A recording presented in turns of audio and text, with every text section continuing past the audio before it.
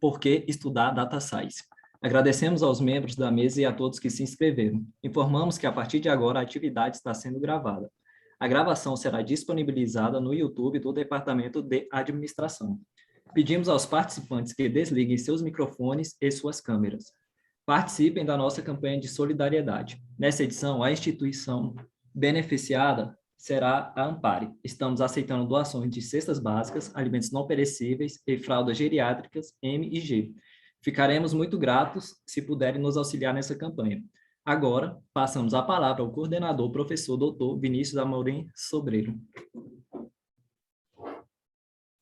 Boa tarde a todos. Em primeiro lugar, gostaria de agradecer aqui ao pessoal da organização, ao aluno Marcelo, ao aluno Lucas. Em segundo lugar, gostaria de agradecer ao senhor Bruno Miranda, que está hoje participando comigo dessa mesa redonda, e deixar aqui de antemão o meu registro a todos os nossos alunos que estamos assistindo, nos acompanhando, e os alunos que venham assistir isso em um momento futuro, né, na gravação que fica disponibilizado ali no YouTube, perfeito? Quando me apresentaram essa temática, falaram assim, olha, professor, será que a gente poderia falar um pouquinho sobre Data Science na nossa semana acadêmica ou semana universitária? Eu fiquei bem animado, pois eu sou um dos professores que defende essa bandeira dentro do curso de administração, e talvez seja porque eu sou um pouquinho mais antigo, tenho um pouquinho mais de idade, né, e eu vejo, assim, que há grandes mudanças ocorrendo, e eu sempre fico com receio dos nossos alunos, às vezes, não repararem o que está acontecendo no contexto global, né. Eu me recordo que eu assisti um documentário recente, acho que dá para a gente puxar aqui essa informação, é um bom ponto de partida, que aproximadamente em 1981 existiam em torno de 282 computadores conectados na internet, né? Ou seja, 40 anos atrás. Tá? Se você olhar ao longo desses 40 anos, olha o tanto que a gente evoluiu, né? Olha o tanto que essa parte de computação ganhou espaço em todas as esferas, em todas as áreas de conhecimento. E a pergunta que eu deixo aqui para vocês é, puxa, e o que a gente pode projetar para os próximos 40 anos, né? Como é que serão os próximos 40 anos? Quanto isso vai crescer, né? É até complicado pensar nessa resposta, mas eu acho que é um belo de um exercício, porque nos auxiliar a, pelo menos, traçar algumas estratégias para fazer frente a esse tipo de situação. Né? Pois vocês estão fazendo o curso de administração, economia, contabilidade e outros cursos aqui da Universidade de Brasília, e às vezes deixam essa bola passar e falam, puxa, olha, eu poderia ter feito uma matéria ali que me proporcionaria uma skill, né, para fazer frente a esse tipo de situação. Bem, mas aí vem a pergunta, o que é a Data Science e como é que eu posso usar isso no meu dia a dia? Né, que eu acho que é o grande pulo do gato, né? Bem, meus queridos, pensem assim, eu vou até partir de um outro ponto. A inteligência artificial, acho que todo mundo tem uma ideia, porque a gente sempre vê filmes de Hollywood, né? Aí sempre imagina, eu gosto até de um exemplo que um aluno mesmo comentou, professor, o senhor está sendo, numa outra aula, em uma outra situação, professor, o senhor está sendo está muito na visão do Exterminador do Futuro, Skynet, tudo vai dominar, vai ser dominado, o robozinho lá vai chegar atirando, acabando com tudo. Veja, eu não gosto muito daquela visão do robô em si, físico, né? Hoje eu penso que a grande situação, a grande questão que a gente tem que fazer frente, eu entender e usar isso a nosso favor, são os robôs que estão rodando, que já estão acontecendo, que precisam ser desenvolvidos, que podem habilitar, ou que precisam daquela visão do administrador, do contador, do economista. São os robôs virtuais que fazem frente aí, ou que estão dentro de programas rodando na internet, assim por diante, dentro de aplicativos, apps, né? Não são robôs físicos, esses robôs físicos vão demorar bastante tempo até para a gente ver no dia a dia, né? Embora hoje exista uma quantidade já de robôs no mercado e assim por diante, mas o físico mesmo, no dia a dia a gente vai demorar um pouquinho para ver. Agora, um robô virtual, esse não, meus queridos, esse ele já está no nosso dia a dia, ele não está tão distante. Então, assim, eu gostaria muito de chamar a atenção dos senhores, assim, puxa, eu, enquanto administrador, estou aqui ou contador, ou economista, estou aqui na graduação, o que eu posso fazer para me diferenciar no mercado, né? Usando essas skills. Então, o que eu posso fazer? Bem, para a gente tentar responder essa pergunta, pense o seguinte, de maneira geral, eu gosto da seguinte ideia ou da seguinte visualização, né? A inteligência artificial, que é o grande pano de fundo, ela pode ser dividida em duas grandes áreas: a inteligência artificial estreita e a inteligência artificial geral, né? A inteligência artificial estreita, meus queridos, é aquela na qual um robô, uma máquina, um programa, ele é altamente eficiente para executar uma tarefa, né? Na execução dessa tarefa, dificilmente a capacidade ou o ser humano que poderia estar executando tem uma performance equivalente ou superior, né?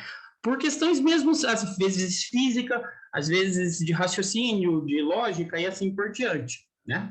Esses robôs que fazem essas tarefas já ainda estão em construção em todas as áreas do conhecimento. Esse robô que de certa forma, utiliza da inteligência, como eu digo, estreita, né? Da inteligência artificial estreita. E esse eu acho que é, vamos dizer assim, a nossa mina de ouro enquanto calouro ou enquanto estudante dentro da universidade. Falou assim, olha, seria interessante eu conhecer as disciplinas que compõem esse quadro aí, o que me possibilitam fazer frente a esse tipo de situação, para que lá na frente, né, na hora que eu for para o mercado, se eu precisar, eu sei, pelo menos eu tenho uma noção, eu entendo, visualizo, eu consigo fazer frente, né? Porque a minha grande preocupação, bandeira que eu sempre levantei no departamento, é assim, olha, os nossos alunos às vezes passam desapercebidos, ou a gente precisa comentar mais, porque ele acaba se formando e não tem esse contato, e lá no mercado começa a ser cobrado, né? Então, eu acho bem importante isso. Um outro lado, meus queridos, que seria a inteligência artificial geral, né, que é vamos dizer assim, então, por assim dizer, né, o Skynet, que está lá na danada do filme do Exterminador do Futuro, que acho que todo mundo já viu, que passou em inúmeras situações, né? Esse, sim, é mais difícil, porque, em suma, embora o pessoal esteja tentando desenvolver a todo custo, é muito mais difícil, porque ele compreende não a execução de apenas uma tarefa, mas ele compreende a execução de inúmeras tarefas de maneira perfeita, né? Com muita precisão. Então, essa situação ela é muito, muito, muito mais complicada, né? Porque, assim, você não é bom só em uma tarefa, você é bom em várias tarefas, e aí você consegue uma perfeição, vamos dizer assim, um melhor desempenho que todos os outros seres humanos ou pessoas que fazem, executam aquela tarefa. Isso ainda a gente está bem distante, embora já existam várias linhas, várias correntes, vários pesquisadores trabalhando na busca por esse entendimento ou na busca para fazer frente a essa situação, né? Então, eu gosto de pensar assim, puxa, o que o nosso aluno ou o nosso aluno de começo de curso, ou que está mais ali no meio do curso, pode fazer frente para lidar com esse tipo de situação? Eu sempre digo o seguinte, olha, meus queridos, para que a gente consiga acessar um lugar mais alto, né? Você precisa começar aqui embaixo. Então, assim, pense o seguinte, poxa, qual é a primeira matéria que eu preciso fazer para ter esse domínio aqui de cima, ou para pelo menos ter o conhecimento? Então, só sugiro e deixo registrado, gostaria que vocês tomassem nota aí, né? Porque não é costume, mas assim, vamos lá para o departamento de computação, façam uma matéria de introdução à ciência da computação para ter uma visão geral, uma visão mais robusta. Às vezes o aluno me pergunta assim, professor, mas é tudo tão abstrato, é um pouco mais difícil, né? Eu acho que eu vou fazer, como é que o professor comenta, vou fazer a compra de um curso na Udemy. Veja, eu não tenho nada contra o Udemy, eu tenho até cursos lá, assisto e tal, mas veja, é sempre aqueles cursos que eu falo, às vezes, que são pílulas, são cápsulas, né? Aquela pequena dose ali, dose homeopática, uma pequena dose para você ter, de certa forma, o conhecimento ou visualizar algo. Agora, por exemplo, quando você tem a oportunidade de estar no meio de uma turma, conversar com o professor, pegar uma orientação, tirar uma dúvida, o estudo é um pouco mais profundo. Então, eu falo assim, olha, para os alunos que têm interesse, né, querem criar uma skill, uma vantagem competitiva no mercado, conhecer isso vai ser primordial. Né? Conhecer essa área é primordial. Então, por onde a gente começa? A gente começa fazendo a matéria de introdução à ciência da computação, né, que eu acho que é o pilar fundamental. Depois que você fez essa matéria, você conheceu as características mais básicas, como é que funciona um computador, por assim dizer, ter uma noção mínima de programação, aí eu acho bacana vocês partirem para tentar fazer as matérias relacionadas à estatística. Por quê? Porque se a gente observar o grande pano de fundo, que é o nosso tema da palestra aqui, a pergunta é, né, por que estudar Data Science? Data Science é a aplicação, né, de ferramentas computacionais junto com a estatística em grandes bases de dados. bases de dados enormes, que não tem muito sentido a gente fazer o que se fazia há muito tempo atrás, que é a inferência. Você tinha uma quantidade pequenininha de dados, e daqueles dados você torcia, você tentava rebater, torcer, apertar, para ver se você conseguia fazer uma inferência para uma grande base de dados, a população como um todo. Hoje não, nosso problema é o contrário, a gente tem uma malha muito grande, muita informação, e aí o que a gente precisa? A gente precisa identificar os padrões para poder orientar ou tirar alguma informação proveitosa, né? Então, assim, depois de ter feito a matéria de introdução à ciência da computação, fazer a matéria de estatística, probabilidade, é sensacional, porque vai te falar assim, opa, agora eu estou começando a relacionar as coisas, agora eu consigo fazer frente a esse tipo de situação. Segundo momento, né, acho que todos os departamentos ali da nossa área de ciências exatas oferecem os cursos mais próximos disso, e você pode começar a fazer as matérias relacionadas a data science, né? Você pode já começar a criar essas skills, né, para fazer frente. Aí fica a pergunta, mas professor, eu vou me formar em administração. Eu não quero aprender a programar o computador do início ao fim, né? E eu vou fazer uma analogia aqui, não sei se até de maneira antecipada ou não, mas que eu acho que explica isso, nos orienta bastante. Eu gostaria que vocês guardassem muito isso, que é o seguinte. E aí eu peço até para o Bruno depois aproveitar e trazer um pouco mais da experiência prática em cima dessa analogia, que eu acho que fica bem legal. Meus queridos, nós todos aqui, de certa forma, já usamos o carro, né? Todo mundo já usou um carro. Então, todo mundo já foi de passageiro ou foi de motorista de um ponto A a um ponto B. Todo mundo tem ideia como é que funciona a mecânica, todos os processos envolvidos no carro, né? Todo mundo. Contudo, eu sempre penso assim, você precisa ser mecânico para usar o carro? Não, eu não preciso ser mecânico para usar o carro, eu preciso saber usar o carro. Preciso ter uma noção, engata a marcha, não engata, esse carro é automático, esse carro não é, aqui eu ligo o para-brisa. Isso é primordial, isso é necessário demais. Então, assim, a gente tem que ser usuário do data science, não querer criar o data science. Isso, criar o data science, você ser um engenheiro mecânico, no nosso caso aqui, fazendo uma analogia com a parte de data science, né, ser o engenheiro da parte de computação ou cientista de computação, isso é realmente para eles, criar o código-fonte, assim por diante, a gente tem que saber usar. Pois aí, quando a gente traz aquelas ferramentas para a nossa área de conhecimento, é sensacional, é sensacional, é sensacional. E eu digo mais, meus queridos, isso está evoluindo muito, muito rápido, muito rápido. Eu sou uma prova viva, talvez o Bruno aqui tenha vivenciado isso. Quando eu entrei na graduação, né, para fazer o curso eu sou formado em economia, quando eu entrei na graduação para fazer o curso de economia, era um outro colega que tinha uma calculadora. Então, você tinha que olhar para o lado, um tinha uma calculadora, outro não tinha, um até comprar no próximo mês, era uma coisa assim, os acessos a essas partes tecnológicas, essa tecnologia era muito difícil. Hoje, vocês têm uma quantidade de recurso muito, muito, muito grande no próprio celular. Né? No próprio celular, vocês têm uma quantidade de recursos assim, absurda que podem fazer frente. Né? E, assim, a evolução que ocorreu aí, relativamente um espaço muito pequeno, né? A gente saltou, assim, se você for pensar esse time da coisa, é muito pequeno, né? Por exemplo, eu gosto de pensar assim, vamos pensar em geração.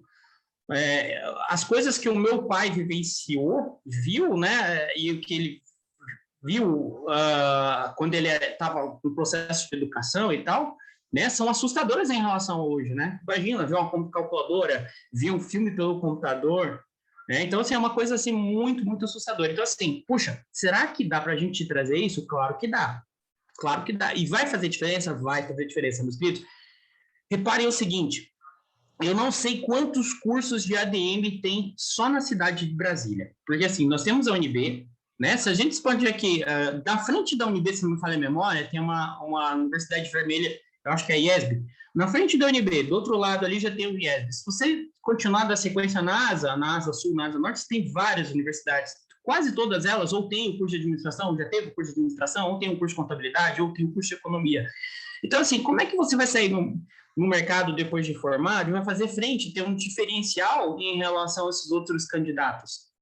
Né? Então, assim, puxa, será que ter essa habilidade no tocante à programação não seja algo, assim, sensacional? Aí a pergunta fica, puxa, mas e se eu exagerar um pouquinho, o professor quiser ir para... Tem muitos colegas, muitos alunos, né, que querem ir para São Paulo, ir para o Rio, tentar uma outra capital. Falam assim, professor, que eu gostaria muito de trabalhar no setor financeiro lá em São Paulo. Meus queridos, só a graduação de administração já não te provoca ou não te diferencia dos demais. Tem aluno para tudo que é lado. Né? Tem aluno para tudo que é lado, tem calouro para tudo que é lado. Então, assim, eu preciso ter várias qualidades e skills que possibilitam, né, fazer diferenciação. Eu costumo usar um caso particular aqui, só para bater bem esse ponto, que é o seguinte. Eu tive uma ex-aluna, ex-orientanda de TCC nível de graduação, que ela era tão preocupada com esse movimento, com essa necessidade de se encaixar no mercado, que ela fazia ao mesmo tempo a graduação de administração comigo, como orientador, ela fazia uma outra graduação de direito em uma dessas universidades aqui, privadas aqui da ASA, que eu não me recordo agora o nome, e ainda fazia um curso no final de semana para concurso, alguma coisa, porque ela assim, eu preciso fazer frente, porque esse professor tem gente para tudo que é lado nessa área nossa. Eu falo, olha, bacana, você já viu que tem gente para tudo que é lado, você sabe o que precisa, você se organizou. A mesma coisa ocorre para aquele nosso aluno que está no começo do curso. Puxa, olha, se você gosta da área de finanças, né, que é a minha área primária aqui no curso, puxa, ter conhecimento dessa parte aqui, ter conhecimento de data science, saber pegar abrir um arquivo em branco, programar alguma coisa para automatizar uma tarefa, é requisito. Não vou falar para vocês, meus queridos, não é mais... É muito necessário e muito fundamental, tá? Por quê? Porque a gente, dentro da organização, eu trabalhei por vários anos dentro da organização, às vezes se depara com algumas situações, depois o Bruno pode até complementar, que ocorre da seguinte maneira. Você tem um problema, não sabe como resolver, né? Ou melhor, você não tem a ferramenta, aí você vai falar com o seu chefe fala, olha, monta uma equipe, pensa na ferramenta, desenvolve a ferramenta para resolver isso aí, porque eu não vou no mercado comprar uma ferramenta para isso, não faz muito sentido, né? Então, assim, eu vejo que aí, se você tem um conhecimento, você sabe, você tem uma noção que, olha, dá para aplicar essa técnica de data science ou aquela outra técnica, ou eu vi isso lá numa disciplina que eu fiz, né? Nossa, você deslancha absurdamente, você consegue conversar, sabe aquele diálogo? Eu sempre gosto de pensar assim, a mesma coisa quando você chega num país estrangeiro, você não domina o idioma, né? Você tem um monte de vontade, você quer falar um monte de coisa, mas não sai.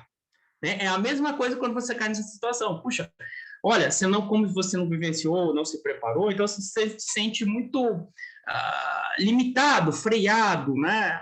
De certa forma, é muito, muito difícil. Então, assim, como uma pessoa mais velha, acho que a maioria de tudo, em relação a todos aqui, a minha dica, olha, estudem, façam isso, porque é uma bola que vocês deixam, às vezes, quicando, deixa passar e não fazem o gol. E eu vou contar uma coisa que eu acho que eu nunca comentei isso em uma das minhas aulas de administração, no curso de administração, que eu acho bem salutar. Eu era um aluno que não gostava da área de finanças. E é estranho, porque eu já sou professor de finanças, fui professor na pós-graduação de finanças, sabe? Eu não gostava, não era uma área que me interessava. Eu, enquanto aluno de economia, adorava a parte de microeconomia. E hoje eu tenho um pavor para aquilo. Eu olho para aquilo e falo, nossa, como passou, como a coisa mudou. Então, assim, às vezes uma área que você olha hoje com um pouco de, meu Deus, mas eu tenho que estudar programação, meu Deus, eu tenho que estudar estatística. Nossa, estatística é muito difícil. Olha, lá na frente pode ser sua área, vamos dizer assim, a sua base para construir ali a sua escada para acessar lugares maiores. Perfeito?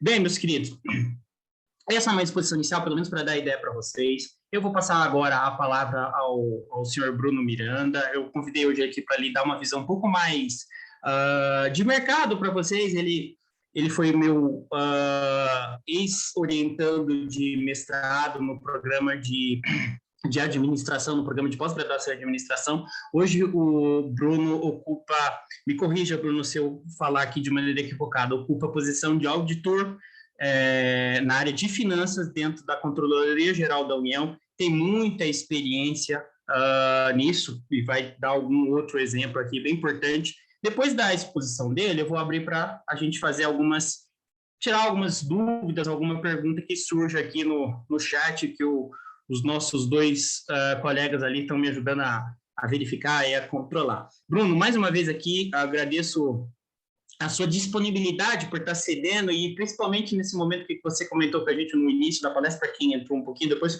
o Bruno está com alguns sintomas da Covid, não sabe ainda, então ele está aqui como guerreiro mesmo, para dar mais um lembrete, uma ressalva, um destacar. Eu gosto de falar, passar um amarelinho, né? Que eu sou do tempo antigo, vocês nem usam mais isso, mas eu passava um amarelinho para destacar, isso aqui vai cair na prova. Passar um amarelinho ali para saber que vai cair na prova, para lembrar, olha, galera, estudar computação pode fazer uma diferença muito grande. Facilmente destaca um aluno da área de ciências sociais aplicada em relação aos demais. Facilmente. Salta aos olhos, tá bom? Bem, passo a palavra, Bruno, agradeço mais uma vez. Obrigado, professor Vinícius. Queria agradecer o pessoal da UNB pelo convite de estar aqui com vocês hoje, especialmente o professor Vinícius, né, que eu sempre tenho que agradecer os estudos que eu tive no mestrado com ele e todos os outros professores, né. Nessa fala inicial do professor Vinícius, eu queria trazer um destaque já para prover para vocês a resposta à pergunta que dá título à nossa conversa, né? Por que estudar data science? E a pergunta é muito simples, caso alguém ainda não tenha percebido. A ciência de dados, né, o data science, todo mundo fala, está em todo lugar, tá? Assim, e eu não estou exagerando aqui, eu não estou falando especificamente de contextos de inteligência artificial, de machine learning, ou mesmo dessas partes um tanto quanto mais fantasiosas, que o professor Vinícius falou, daquele robô humanoide que vai vir, né, fazer um ataque, ou coisa do gênero. Eu estou falando de um contexto muito mais simples, que está acessível a todo mundo, tá? Especialmente os estudantes das faculdades que estão aqui hoje, e um contexto para o qual os senhores serão cobrados no futuro, tá? Que é o quê? É tomar uma série de dados que está disponível hoje. Hoje nós temos uma quantidade de dados absurda em todas as empresas que os senhores vão trabalhar, em todos os órgãos que eventualmente vocês vão trabalhar, né? Seja administração pública direta, indireta, federal, estadual ou do Distrito Federal. A quantidade de dados é muito grande. E qual é a grande diferença do profissional hoje que trabalha com dados? É transformar essa quantidade grande de dados em informação com significado e utilidade para a tomada de decisão. Tá? Então, isso vai muito além do que a academia, do que os sites de tecnologia vendem como ciência de dados. Né? A ciência de dados, apesar do que se comumente se associa, ela não é simplesmente algoritmos de inteligência artificial, algoritmos de machine learning, ela vai muito além, ou seja, ela vai aqui no nível, falando no nível bem básico, num Excel que você baixa os dados e procura por outliers, procura por uma média, procura por uma correlação, né? Então, esses conhecimentos, por mais básicos que sejam, e é em cima deles que vocês vão construir, de fato, o que a academia estuda como ciência de dados, é fundamental no mercado lá fora, né? Com relação a isso, a ciência de dados ela está presente tanto na TI, né? O pessoal lá da computação, aí sim o pessoal estuda mais forte as caixinhas pretas da inteligência artificial, né? As caixinhas pretas do machine learning, sejam redes neurais, sejam SVM, que vocês devem ter visto várias vezes na internet, né? Random Forest, e ela está também no uso dessas caixinhas. Então, um outro grande motivo para se estudar a ciência de dados, trazendo a analogia do professor Vinícius para essa conversa, é aprender a usar essas caixinhas pretas. Então, se por um lado, né, os senhores não serão mecânicos do carro, como o professor Vinícius bem colocou na analogia dele, por outro, vocês vão dirigi-lo. E para dirigir ele, para usar essas caixinhas pretas de inteligência artificial, a gente tem que ter noção do que ela faz e do que ela retorna. Porque uma coisa que vocês vão ouvir muito nos estudos de vocês em ciências de dados, e eu não posso abrir essa conversa sem fazer sem dar esse destaque, é que a qualidade da saída de toda a análise dos dados que vocês vão fazer, ela é totalmente dependente dos dados em si, então da qualidade dos dados. Então, antes mesmo de fazer o uso de um algoritmo de inteligência artificial, a gente precisa fazer o tratamento desses dados. E esse tratamento de dados, muitas vezes, ele vai consumir de vocês a grande parte do tempo de análise. né? Usar um algoritmo de inteligência artificial ou de ciência de dados, para falar aqui de uma forma mais ampla e não ficar restrito ao machine learning ou redes neurais, é muito fácil. Depois que vocês fizerem um curso desses de introdução à ciência da computação, um curso desse do Udemy, que o professor citou, de um Coursera, que é até mais popular, vocês vão ver que usar o algoritmo, de uma forma geral, é muito simples. É rodar um botão, é escrever um comando, é apertar um Enter. Agora, tem toda uma fase anterior ao tratamento dos dados que ela vai ocupar, e eu não estou exagerando, de 70% a 90% do tempo da análise dos dados, né? Quando vocês forem pegar um curso do Coursera, né, e aqui eu posso até fazer uma recomendação, se é que me cabe, lá tem excelentes cursos, tá? E eu até, professor, se o senhor me permite, como o pessoal aqui está mais no âmbito acadêmico, eu acho que vale muito a pena esses cursos, mais até ou em complemento a um curso dentro da graduação. Por quê? Porque o curso dentro da graduação ele vai ser bastante amplo, né? E esses cursos de Coursera da vida, ou Udemy, eles são mais específicos e mais direcionados, né? Então, eu acho que pode ajudar bastante. Mas, enfim, o fato é que, quando o senhor e a senhora fazem esses cursos, a base de dados, de uma forma geral, ela já está pronta. Você vai trabalhar a base de dados, por quê? Porque o foco do curso é usar o Data Science. Então, você vai usar o Data Science, aprender a usar o Data Science. Mas não se enganem, assim, a grande parte do tempo de vocês, na vida real, na empresa de vocês, vai ser criar essa base de dados, tratar essa base de dados antes de jogar ela dentro daquele algoritmo que vocês aprenderam a usar, tá? Então, esse é um dos grandes desafios. E, para fazer isso, aí eu retorno à conversa que o professor Vinícius trouxe na abertura. Para fazer isso, você vai precisar de uma base de TI muito forte, tá? E aqui eu vou vou falar uma coisa que certamente não vai me ajudar com popularidade. Ao contrário do que todo mundo vende, ciência de dados, data science, não é para todo mundo, tá? Existe um populismo associado à ciência de dados, no sentido de que qualquer um pode pegar aquela caixinha preta e aplicar, tá? Qualquer um pode aplicar a caixinha preta? A rigor, sim, mas ela precisa de um pré-requisito muito forte. Você tem que ter conhecimentos mínimos de tecnologia da informação. E é mínimo mesmo, existe um pré-requisito. O que eu quero dizer com isso? Para tratar esses dados, para pegar esses dados e jogar numa caixinha, vocês vão ter que saber, no mínimo, extrair os dados, né? Vocês vão ter que fazer, no mínimo, normalizações, né? Vocês vão ter que fazer, no mínimo, extração ou padronização dentro de estruturas de dados que a caixinha preta chamada Machine Learning vai aceitar, né? Até formatação de arquivos, esses arquivos não vão vir formatados bonitinhos, como vocês vão ver. Vocês vão ter que fazer extração em bancos SQL, sendo que a caixinha preta aceita Excel. Como é que você converte de uma coisa para outra, né? Ou ao contrário, você tem um Excel, ela só aceita arquivos CSV, entendeu? Então, assim, vocês precisam ter um mínimo de conhecimento de computação. Eu tive colegas aqui onde eu trabalho que não têm conhecimento nenhum de computação, nenhum. E se inscreveram para cursos de Data Science, né?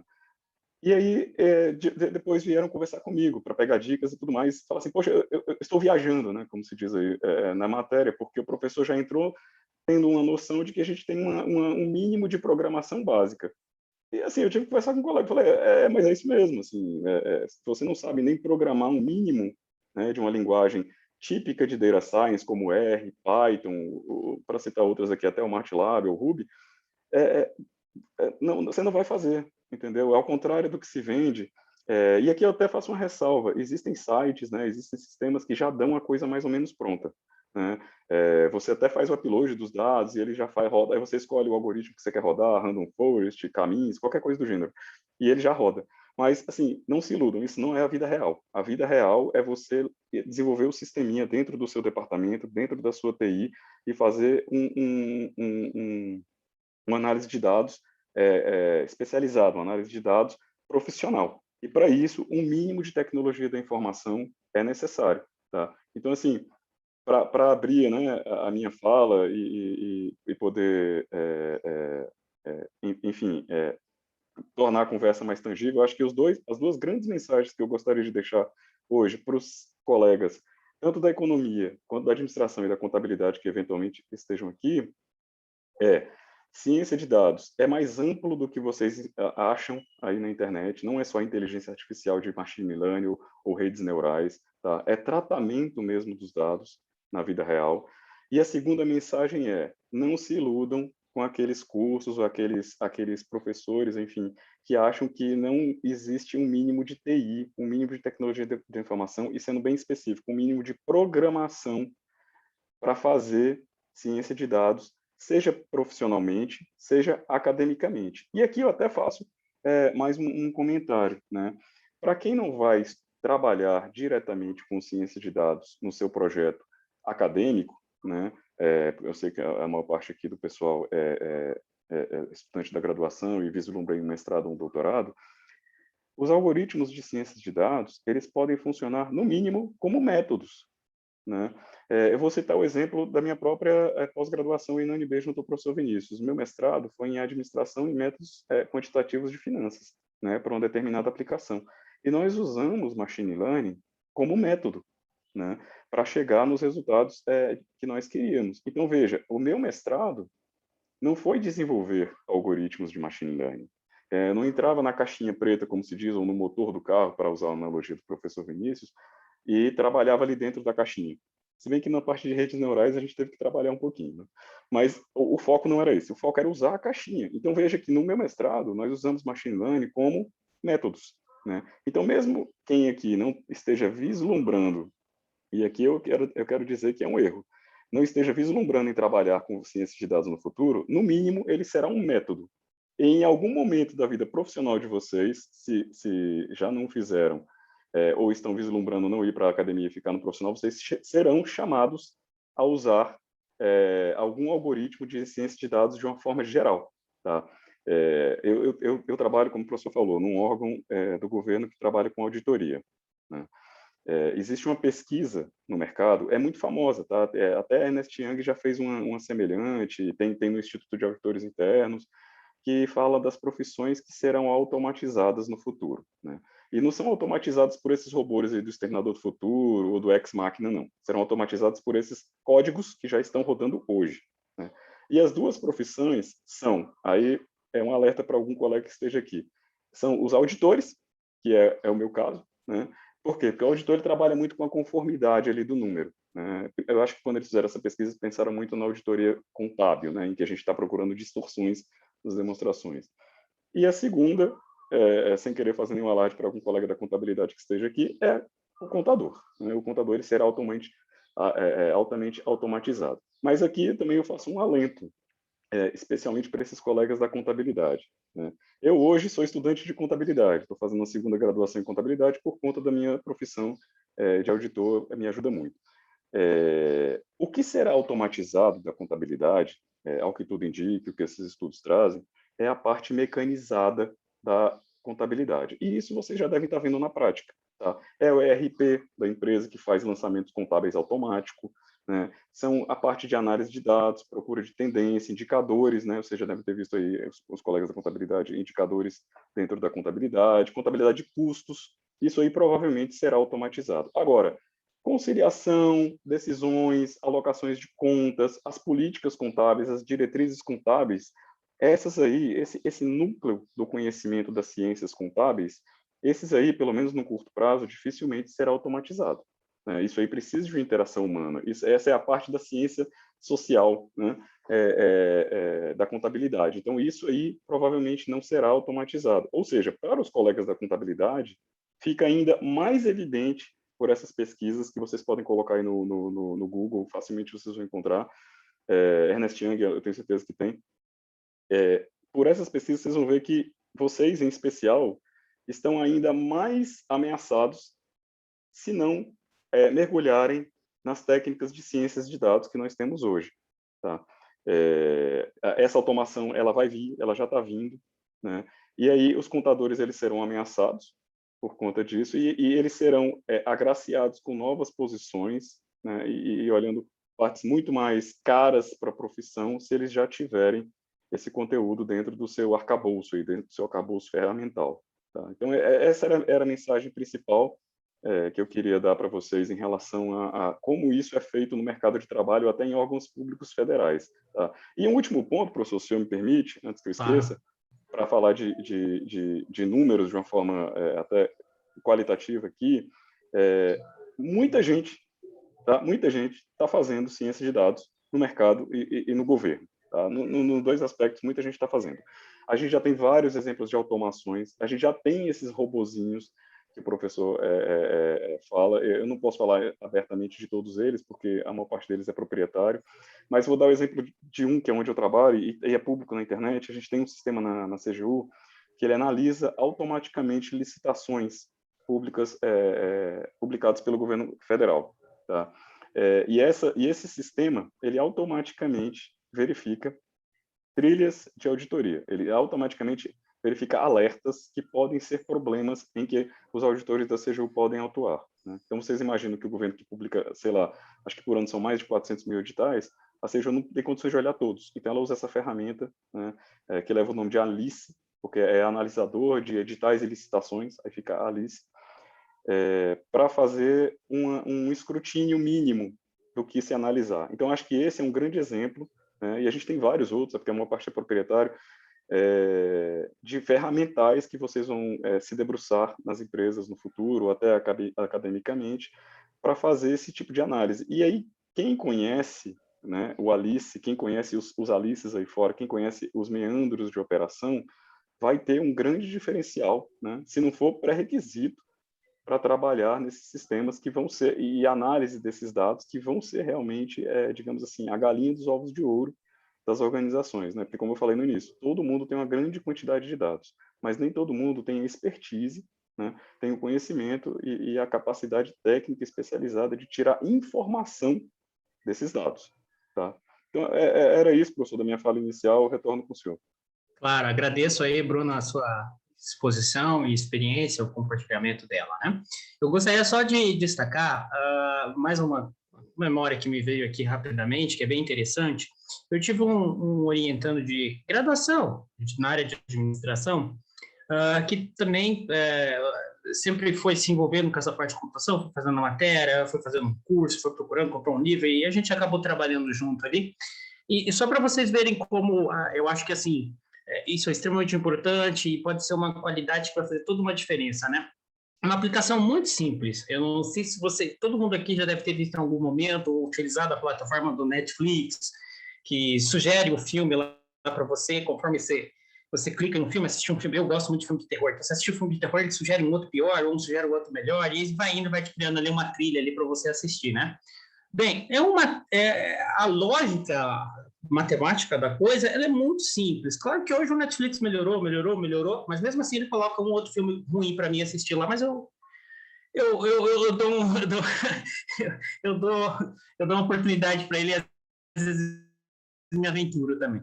Mas, em suma, a lógica é muito simples. A lógica, o algoritmo principal, o básico, que começou um dos primeiros, é muito, muito simples, meus queridos. Para vocês terem uma ideia, esse meu ex-orientando, ele pegou essa lógica, esse primeiro código, e utilizou, por exemplo, num sistema só para verificar se ele seria capaz de oferecer ou identificar quais são as matérias optativas, por exemplo, que vocês poderiam estar pegando. Então, se você cursou aqui, a matéria, por exemplo, cursou um tópico na área de marketing, tem alguma outra matéria da UNB, no departamento? Então, assim, a ferramenta, veja, ele não programou a ferramenta, ele pegou a ferramenta e aplicou num problema que vocês vivenciam na hora da matrícula, né? Puxa, qual matéria eu vou pegar? Então, assim, o algoritmo olhava as matérias que vocês tinham feito lá anteriormente, olhava, olha, dado o seu padrão aqui, a sugestão é essa, e elencava, melhor seria essa, depois essa. É uma coisa simples, o código, para ser bem honesto, o código não tinha mais de 40 linhas.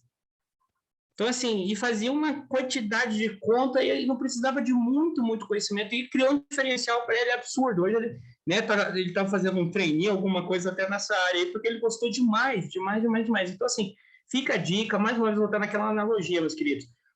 A nossa sacada aqui é perceber que a gente pode usar dessas ferramentas, né, para passar do nosso concorrente, para passar daquele outro colega que está se formando na outra universidade, ou para a gente sair na frente, a gente usar o carro a nosso favor para ir mais rápido, ou chegar primeiro.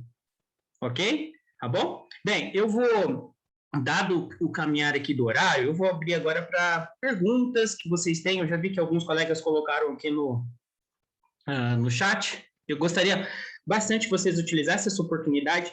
É claro que a gente vai tentar, da melhor maneira possível, responder todas, né, de maneira sempre simples, para que todo mundo consiga entender, mas eu gostaria muito que vocês fizessem, aproveitassem essa oportunidade, pois às vezes a gente não consegue encontrar um profissional de mercado, como o Bruno, ou um acadêmico, em um momento que podem dar, sobre a mesma pergunta, duas visões distintas. Então, aproveite a oportunidade, façam perguntas aí, vou ficar muito feliz que vocês, que eu possa contribuir com os senhores.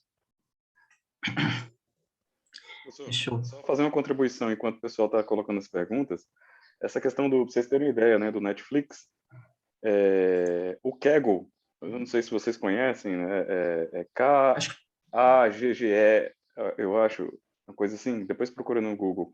É um site de desafios de data science, né? As empresas cadastram algumas bases de dados que eventualmente podem ser usadas publicamente, e os cientistas de dados do mundo todo, é aberto, qualquer um pode fazer o seu cadastro lá, pega essas bases de dados e buscam informações que sejam úteis para a empresa. Claro que cada um coloca ali o seu requisito. Essa do Netflix foi em 2009, isso é famoso pra caramba, tá? Podem colocar no Google, vai estar não só no Kaggle, mas vai estar em vários sites de história de tecnologia da informação explicando. E eu acho até que todo curso de machine learning vai contar essa história para vocês. Que o Netflix colocou esse desafio no Kaggle para melhorar a base de dados dele, né? Melhorar esse percentual de indicação, né? Acerto na indicação, conforme o professor falou, né? E ele oferecia $1 milhão para isso, né? Para vocês terem uma ideia, o colega enfim, a pessoa que ganhou, né, que foi aí agraciada com o prêmio, ela melhorou, se eu não me engano, o algoritmo de predição do Netflix em 10%. Tá? Então, assim, 10% já foi muito, né? Ou era coisa de menos de 10%, e já seria muito para a Netflix ganhar nessas predições. Agora, o curioso, né, que ninguém conta, é que esse algoritmo não chegou a ser implementado na prática, porque o custo computacional, que é outro detalhe que a gente pode deixar por outra conversa, o custo computacional era muito grande, né? Então, assim, não se justificava gastar tanto com o custo e modificações no algoritmo do Netflix, mas, enfim, ele conseguiu ali ganhar o prêmio, né? E mostrar para o mundo um algoritmo melhorado no caso do Netflix, né? Assim, só para deixar a coisa mais material nesse exemplo que o senhor trouxe, professor. Imaginando isso, na cotação do dólar hoje, se não me falei agora, estava 1,40, né? Nossa, é um dinheiro que dá para tomar um suco do final de semana com bastante tranquilidade. Bem, em suma, eu vou tentar responder as perguntas dos colegas aqui do chat. Se alguém tiver mais alguma pergunta, eu vou ficar bem feliz em tentar responder. A primeira pergunta que está ali é do Thales. Thales Carvalho perguntou: olha, professor, mas é difícil fazer essas disciplinas de computação se você não é da área de exatas. Concordo que não são fáceis mesmo. Você sempre concorre muito, mas o detalhe é o seguinte: conforme você avança no seu fluxo, você vai ganhando prioridade na lista deles, né? E tem um outro detalhe que às vezes a gente passa desapercebido, é que tem muitas disciplinas dentro do ADM que são ofertadas com o nome de tópicos. Então, por exemplo, eu ofertei há bastante tempo atrás duas disciplinas de data science, uma introdução bem superficial. Vamos pegar uma base bem grande, vamos tentar trabalhar, vamos tentar tirar uma informação, né? E assim, meus queridos, foi a disciplina mais procurada da UNB, a disciplina com maior procura da UNB. 2 matérias de tópicos, e os horários eram péssimos, eram no final da noite, um horário complicado. Então, assim, corram, tentam se inscrever desde o começo para vocês subindo na fila e conseguir pegar, tá bom? A minha dica é essa. Uma outra dica que eu vou deixar aqui é o seguinte: quando você tem interesse em fazer uma matéria dessa, ela está na lista de oferta, né? Ela está lá na lista, no fluxo do curricular, mas ela não foi ofertada, manda um e-mail para a coordenação e fala: olha, eu gostaria de me cadastrar aí, porque aí o que acontece? A coordenação com essas informações, né, com esses dados, olha só bem nosso tema aqui, vai informar, olha, existe demanda, existe procura para isso, e aí eles conversam com os professores verificam a sua disponibilidade para estar ofertando isso para todos aqui. Então fica a minha dica: se inscreva, não desista, né? A gente é brasileiro, então não desista. E segundo, manda um e-mail para o coordenador e fala: gostaria de saber, eu tenho interesse em fazer essa matéria, não está ofertada, tem expectativa e tal, porque vocês geram demanda. Vocês gerando demanda, os professores, os coordenadores se organizam da melhor maneira possível, tá bom? Tranquilo? Deixa eu ver. O senhor Wilson perguntou aqui: o senhor poderia sugerir livros de data science? Olha, Wilson, se não me falha a memória, você está na segunda graduação, né? Me recordo que a gente fez uma aula de cálculo financeiro. Bem, meu querido, o primeiro aspecto é fazer uma revisão boa de introdução à ciência da computação. Então, assim, qualquer livro de introdução à ciência da computação, para você passar por todos os pontos, saber o que é pelo menos ter noção, uma linguagem orientada a objeto, o que não é, para que serve, uma noção, um exemplo mínimo, ali, um conhecimento mínimo, bem pontual mesmo. Depois de ter feito isso, aí eu vou falar para você, gasta o maior tempo possível em entender um pouco de estatística. Estatística e probabilidade, né? Como o Bruno disse aqui, ó, é uma ferramental, às vezes, básico que vai te fazer a diferença quando você junta ali com a computação. Né? Porque o grande segredo é que o computador faz uma quantidade de tarefas enorme em um tempo muito curtinho, enquanto a gente não consegue. Então, se você dominar as ferramentas básicas mesmo da estatística, nossa, você já vai estar na frente. Depois, cumpridos esses dois requisitos, aí tem vários livros de data science. Eu vou deixar aqui... Eu vou fazer o seguinte, para quem quiser, eu vou pegar esse nome do livro, eu não estou lembrando de cabeça, porque eu só me recordo de um trechinho em inglês. Não me recordo agora, mas eu acho que é Mãos à Obra, Introdução a Data Science, ou Data Science, alguma coisa assim. É uma coleção branca com rosa ou roxo, né, que tem algumas figurinhas de sempre animais na capa. Geralmente são livros escritos por pessoas do mercado, então dá uma visão mais de mercado da utilização das técnicas. É muito bom para a introdução no assunto, tá bom? Tranquilo? Se você não conseguir achar, me manda um e-mail que eu tento te responder sem problema algum. Eu só não me recordo agora do autor. Vou ficar te devendo essa informação, mas qualquer coisa me manda um e-mail que será um prazer te responder. Deixa eu ver, então. Wilson. Bruno, você gostaria de complementar enquanto eu leio aqui o chat? Posso fazer sim, professor. Dois comentários em relação ao colega aí que falou das disciplinas da computação, né? E da estrutura de dados. Olha, se você está tentando pegar a estrutura de dados, você já está bem à frente de muitos, tá? Porque, por incrível que pareça, poucas pessoas fora da computação sabem o que significa a estrutura de dados. Né? Então, estude, vale a pena. A maior parte da ciência de dados é feita em cima de estruturas de dados bastante conhecidas. Agora, sobre essa questão das matérias, eu vou deixar um alerta, tá, professor? E aí um alerta que eu aprendi desde a minha graduação da UNB e lá atrás, quando eu fui conversar com os senhores de finanças no mestrado. Né?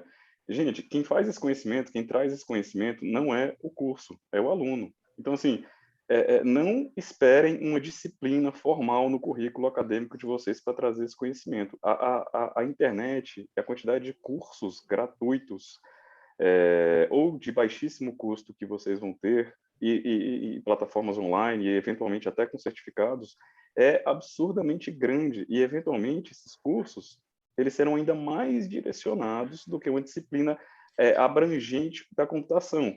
Por exemplo, em que pese eu esteja admirando o colega aqui que citou estrutura de dados, essa disciplina não vai te falar nada de machine learning.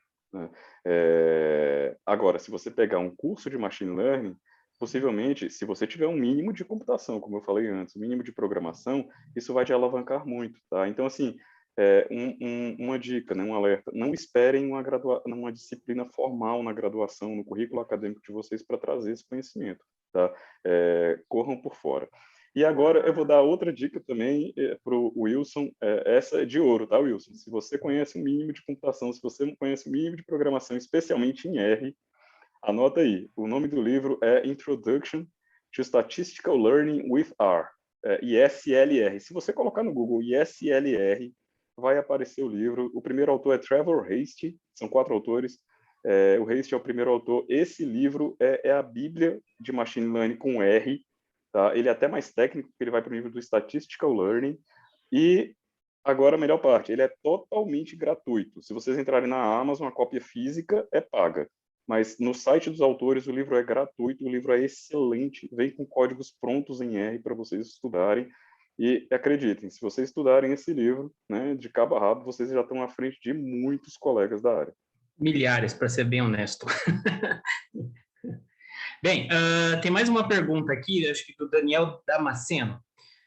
Professor, o senhor poderia dar um exemplo de data science no mercado financeiro? Meus queridos, sendo bem honesto, acho que o mercado financeiro é onde mais tem robôs, onde mais se encontra. Na verdade, eu até falo que tem mais robô do que pessoas, até para ser bem honesto, né? De certa forma, de maneira bem simplificada, né? Existem robôs para, vamos dizer assim, todas as operações quase no mercado financeiro, né? E, de certa forma, o que os robôs procuram analisar? O robô ele tenta ficar a cada minuto, a cada segundo, dependendo da proximidade, até milissegundo, olhando o dado e tentando fazer a previsão do próximo valor.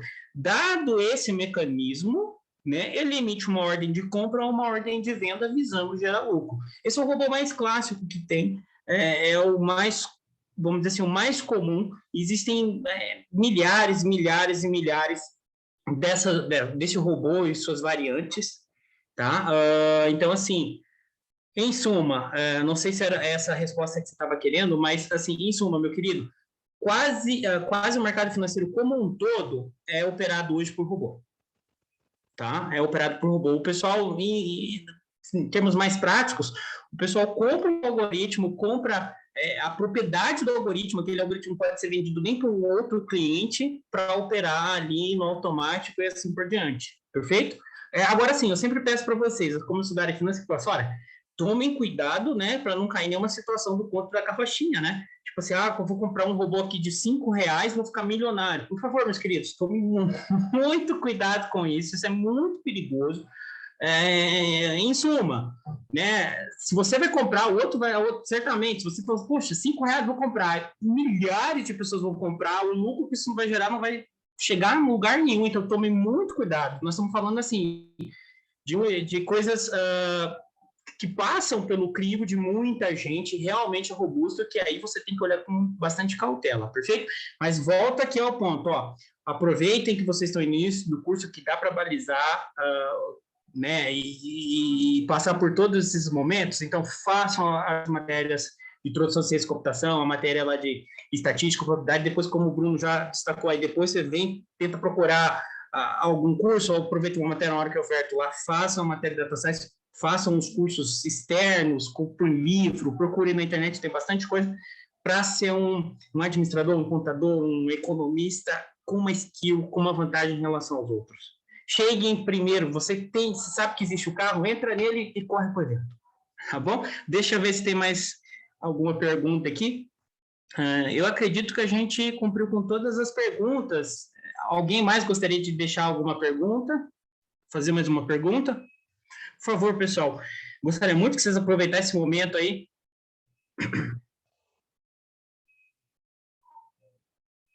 Acho que não temos mais pergunta. Lucas e Marcelo, isso, Lucas e Marcelo. Tem mais alguma pergunta em algum lugar aqui? Alguém me perguntou aqui, essa é muito boa, essa é uma pergunta sensacional. Eu vou deixar para o Bruno dar primeiro o ponto de vista dele e depois eu complemento. O Wilson perguntou, velha dúvida, professor, R ou Python? Bruno, vou passar a bola para ti. Wilson, para quem está aprendendo ou para quem está trabalhando, mas não tenha dúvida, as duas, tá? Quando você vai pesquisar na internet sobre machine learning, inteligência artificial, redes neurais, né? E eu estou falando isso porque muitas vezes, a gente não entrou nesse mérito aqui na conversa, mas muitas vezes isso é visto de maneira separada, né? Na academia. Mas de uma forma geral, a gente pode falar tudo em termos de data science, né? Eu escrevo sim, Franciele, só um minutinho. O que acontece, né? Essas duas linguagens que você citou, elas são, assim, o beabá de quem trabalha com data science, tá? Por quê? Porque o R e o Python, eles são ferramentas que têm uma quantidade de pacotes muito grandes já, muito grande já de algoritmos para essas coisas, ou seja, as caixinhas pretas já estão, de uma forma geral, montadas, e a comunidade de R e de Python, que são, né, linguagens abertas, é muito grande. A comunidade é enorme, todo dia tem gente colocando pacotes novos, todo dia tem gente alterando pacotes. Vou dar um exemplo, né? Na minha dissertação do mestrado, eu precisei alterar um parâmetro dentro do algoritmo de redes neurais, porque a referência que nós estávamos usando pedia para mexer numa variável que o R não mexia. Então, eu peguei o código em R, peguei o código aberto de rede neural de R e mexi, assim, pouquíssima coisa, e já criei uma função nova em rede neural que pode ser aplicada na minha dissertação, baseado numa referência importante aí da academia, né? Então, eles trazem essa vantagem. Agora, tem algumas distinções que precisam ser bem esclarecidas. O R, de uma forma geral, ele não tem escalabilidade nem potência computacional, né? Ele não é nem dos dois, na verdade, per se é uma linguagem, mas o R ele não tem essa capacidade, né? Então, de uma forma geral, o R é usado muito para modelagem, você criar os seus modelos, né? E aí você usa outras linguagens mais especializadas, mas isso aí bem avançado, tá? Bastante avançado quando você precisa de desempenho, né? Quando você está trabalhando no nível que o professor trouxe aí dos operadores de mercado que estão lá no HFT, lá no trabalho de altíssima frequência, então você precisa de desempenho, aí você vai para uma linguagem muito especializada, como alguém colocou aí, C, né, C++, enfim, que é orientação a objeto, ou Java, tá?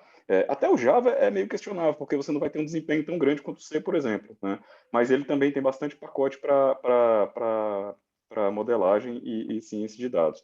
Agora, voltando à pergunta do R do Python, o Python traz uma vantagem muito grande em relação ao R, né? De uma forma geral, o Python faz tudo que o R faz e muito mais, né? Porque o Python ele não faz só não é só uma linguagem para modelagem estatística, matemática, digamos assim, acadêmica. O Python ele é uma linguagem de uso geral.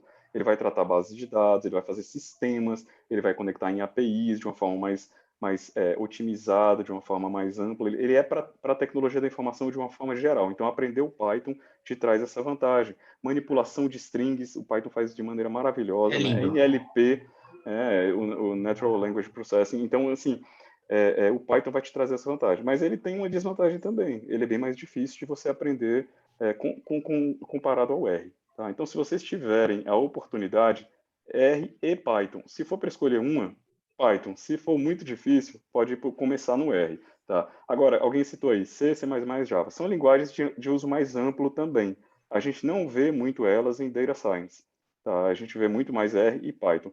Para quem não fosse especializar em programação de sistemas especializados, microlinguagem, eu não sei se eu investiria tanto tempo de Data Science em C, C++, Java. Eu investiria mais tempo em R e Python, que são mais aplicadas, né? Tem até muito mais documentação em relação a isso. Tá? Com relação ao livro, eu vou escrever aqui no chat, tá, professor? Acho que é mais fácil. Acho melhor, claro. Se me permite complementar, ambas as linguagens, meus queridos, tanto o R e o Python, em termos mais acadêmicos e até um pouco mais coloquial, a gente costuma dizer o seguinte, que em ambas as linguagens, elas vêm com as pilhas embutidas, né? O que é isso? É aquela ideia de quando você comprava um brinquedo, que vocês são mais novos, né? Mas antigamente a gente tinha esses problemas, você comprava um brinquedo, um carrinho, seja lá o que for, né? E aí você não tinha pilha, precisava da pilha para aquele carrinho funcionar. Então, assim, ambas essas linguagens, tanto o R quanto o Python, eles têm muita coisa já desenvolvida. Então, a gente costuma falar assim, olha, já vem com as pilhas para você voar alto, perfeito? Eu gosto de falar assim, se me perguntar qual R ou Python, eu falo, como o Bruno colocou assim, eu falo, olha, estude os dois, porque você nunca sabe o que você vai usar naquela situação. Às vezes, o time que você vai trabalhar, os colegas que você vai trabalhar são mais especialistas em R, ou o time gosta muito mais de Python. Eu, particularmente, adoro o Python. Eu tenho um amor pela questão de linguagem orientada ao objeto dele, a estrutura dele, eu adoro, acho sensacional. Mas é uma visão minha pessoal, tá? Embora, em algumas situações, eu acho que no R é mais fácil por causa da estrutura de dados para trabalhar com isso. Perfeito? Então, assim, aprendo as duas. Por quê? Se a gente fazer uma analogia com aquela história do carro, ambas chegam no evento onde você precisa, no lugar, sai do ponto A para o ponto B, ambas conseguem chegar lá. Perfeito? Deixa eu ver se tem mais alguma pergunta aqui no nosso chat. Wilson. Essa daí da lagartixa, de alguma coisa na capa. Essa coleção muito famosa, Wilson, realmente pode pegar os livros dessa coleção e da sequência. São, de maneira geral, meus queridos, o Wilson está colocando aqui, o pessoal está colocando no chat, gostaria que vocês dessem uma olhada. Toda essa coleção que tem eu não lembro agora exatamente, mas assim, toda essa coleção são escritas por pessoal do mercado. Então, é uma visão do mercado. Se vocês deram uma olhada lá na contracapa e tal, vocês vão perceber assim, quem que é? Foi esse autor aqui, ele foi engenheiro da Google responsável por tal aplicação, engenheiro do Facebook responsável por tal aplicação. Ele escreve um livro para dar uma visão prática do mercado. Então, se você pega esse livro, você falando, caramba, olha o tanto de coisa que dá para fazer, é sensacional. Então, assim, dê uma pesquisada, não é tão barato, mas tem na internet, tá? É fácil de comprar dentro do Brasil. Então, assim, vale a pena para você criar um diferencial e saber fazer frente a diversas situações, perfeito? Mais alguma pergunta, Bruno? Mais alguma coisa? O Wilson colocou ali o nome da editora. Eu não sei a pronúncia correta, Wilson, mas essa editora mesmo é sensacional. Eu adoro os livros dessa editora. Eu adoro. Mais alguma pergunta, meus queridos?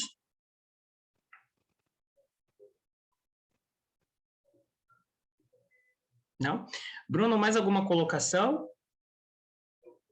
Então, professor, eu queria só deixar meus agradecimentos mais uma vez aqui ao senhor, em especial pelo convite, né, pelo pessoal da UNB, pela organização sempre muito atenciosa, e deixar a mensagem final aí para os colegas da FACE, né, que não se intimidem pelo fato de ciência de dados ser uma área eminentemente de TI, tá? Ela é eminentemente do pessoal de ciências da computação.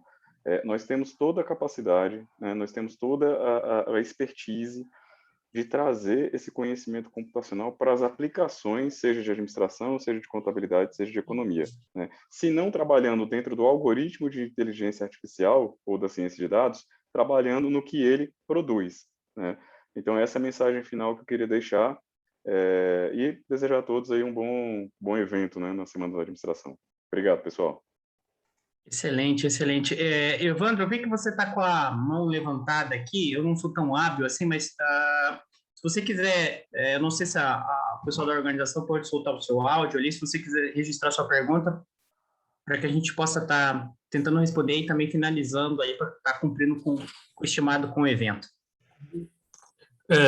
Muito obrigado. Porque eu estava tentando mandar pelo chat, mas está dando algum defeito para mim, que ele só é só um certo número de palavras.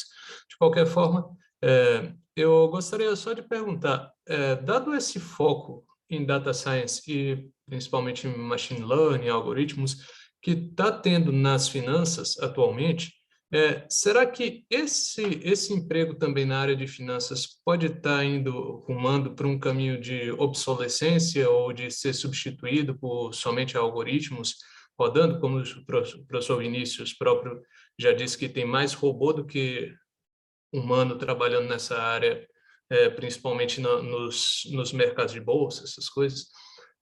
Eu gostaria de fazer essa pergunta, por favor.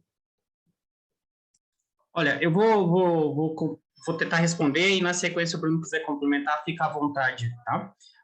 Meu querido, eu vou te dar minha opinião pessoal, tá? Minha opinião pessoal, e vou até usar um exemplo prático para você. A minha opinião pessoal é o seguinte, que as tarefas repetitivas que possam, de certa forma, ser substituídas, essas análises mais básicas, infelizmente, isso vai sumir, isso vai desaparecer do mercado, os robôs vão fazer. Agora, uma análise mais nobre, né, que só o ser humano é capaz, que é aquilo que eu disse bem lá no começo, que utiliza mais de várias inteligências ao mesmo tempo, né, várias capacidades, analogia, né, porque às vezes o computador ele olha o dado, mas ele não sabe que ele não tem uma informação, ele não tem um parâmetro de entrada que, olha, tal empresa tem expectativa de comprar aquela empresa, e só você, como ser humano, tem essa informação, o mercado, né, não conseguiu passar isso ainda para o dado. Então, assim, para isso, eu acredito que há um grande mercado em potencial. Agora, para coisa mais simples, infelizmente, não vejo tanta expectativa. Sou bem pessimista quanto a isso. Tá? Essas análises mais simples, eu acho que vão ser dissolvidas, vão desaparecer. Agora, para coisa mais nobre, realmente existe aí uma demanda. Por quê? Como eu disse lá no começo, nós precisamos do pessoal de finanças, do pessoal da administração, da contabilidade, da economia, para ajudar o pessoal da computação a desenvolver essa inteligência artificial estreita, que é o termo que se usa, né? Ela mais focada, porque pensem da seguinte forma, o próprio cientista de dados, o pessoal da TI, da computação, ele não sabe o que é uma demonstração de resultados, ele não sabe o que é um balancete, entendeu? É esse que é o ponto, né? Esse que é o ponto, ok? Bruno, você gostaria de complementar alguma coisa? Eu tinha medo que o senhor me chamasse a conversar sobre isso, porque se eu começar a falar disso aqui, a gente não vai sair hoje, tá? Eu não sou apaixonado, não apenas apaixonado pela área, Wanderson, como é a minha área de pesquisa, né? E até a área que eu estou tentando agora buscar aí um doutorado. Porque quando você fala de finanças, né, do jeito que a gente conversou aqui, finanças tem muito mais do que isso que a gente está falando, né? Eu estou vendo que a nossa conversa aqui está sendo sobre o mercado de capitais, né? E na verdade, finanças tem mais, tem estrutura financeira, né? Tem estrutura da dívida, né? Enfim, essa coisa toda, né? A estrutura de capital mesmo. Mas se a gente for falar de mercado de capitais, que eu acho que é o que você está falando, da mesma forma, dentro do mercado de capitais, você não tem só o trader, né? Você tem uma série de profissionais que estão envolvidos, né? O trader em si, ele tem uma tendência realmente a ser substituído, porque quando a gente fala do trader, ele não é só aquele cara que toma decisão de compra e venda, né? Ele é o cara que toma decisão de otimizar dentro do mercado como é feita aquela compra e aquela venda, né? Muitas vezes quando a gente lê sobre isso na internet, quando a gente vê sites extremamente populares sobre mercado financeiro, ele dá a entender que o trader é simplesmente aquele cara que fica ali, eu compro agora, ganho dinheiro, e vendo agora e perco dinheiro. Não é bem isso. O trader, quando a gente vai para a literatura especializada, é o cara que ou ele angaria aquelas operações, ou ele desova aquelas operações de uma maneira otimizada. Vou dar um exemplo. Eu tenho uma carteira muito grande de Petrobras, para pegar o mercado brasileiro. Se o meu cliente pede para eu vender Petrobras, e eu pegar minha carteira enorme de Petrobras e desovar no mercado, provavelmente eu vou conseguir um preço médio muito ruim, né? Porque eu estou vendendo em minha própria operação, ao longo do que ela vai sendo, vai acontecendo o feeling dela, né, no book, ao longo do que ela vai sendo preenchida, o preço vai caindo, porque eu estou colocando coisa demais.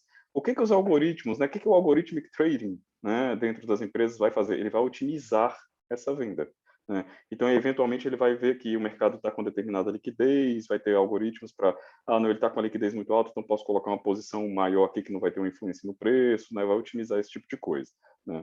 Agora, existe uma dicotomia, e aí a gente entra aqui realmente num assunto muito difícil, que é os desenvolvedores desses robôs que o professor falou, né?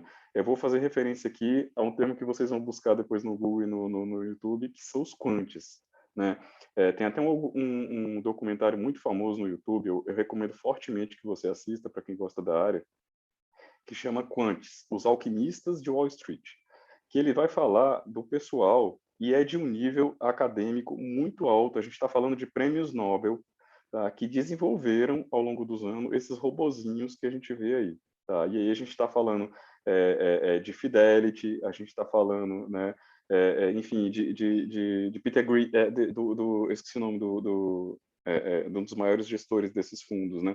Mas, enfim, o fato é que esse pessoal, eles estão no nível extremamente alto, né? Eles trabalham com estratégias muito além do que a gente vê aí de, eu compro aqui, vendo ali, eles trabalham com arbitragens de mercado, e aí eu acho que dentro dessa arbitragem, a gente está num ponto do mercado, né? E eu estou falando do mercado americano, né? O mercado brasileiro ainda é considerado muito pequeno. A gente está num ponto do mercado em que você fazer arbitragem manual é extremamente difícil, para não falar impossível. O que é arbitragem, né? Para quem não conhece, arbitragem é você descobrir uma oportunidade de mercado em que um ativo está sendo vendido por um preço em algum lugar e sendo comprado por outro preço, né, num outro mercado. Então, como que você arbitra? É fácil, você compra aqui e vende ali. Né? É como se fosse assim, o preço dos carros em Brasília, de uma forma geral, no mercado de carros usados, é muito alto. O preço do mercado de carros usados em São Paulo é mais baixo. Então, como que eu vou arbitrar o mercado de carros? Eu compro um carro em São Paulo, onde o preço é mais baixo, e vendo em Brasília, onde o preço é mais alto. Então, estou arbitrando o mercado. É claro que existem custos, né, atritos ali nesse caso. Vou ter que trazer o carro, vou ter que, enfim, ter alguma manutenção ali. Mas isso existe no mercado financeiro. E essas oportunidades são cada vez menores no mercado altamente automatizado e com altíssima liquidez. Então, quem vai fazer isso? São os robôs.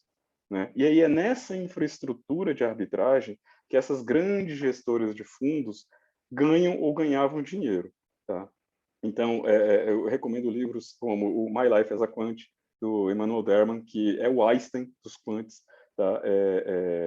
ou um livro que chama Quants mesmo, ele vai explicar, ou assim, para você que gosta do assunto, recomendo fortemente um livro chamado Flash Boys, do Michael Lewis. O Michael Lewis, se não me engano, era um repórter de Wall Street que cobria esse tipo de reportagem, né?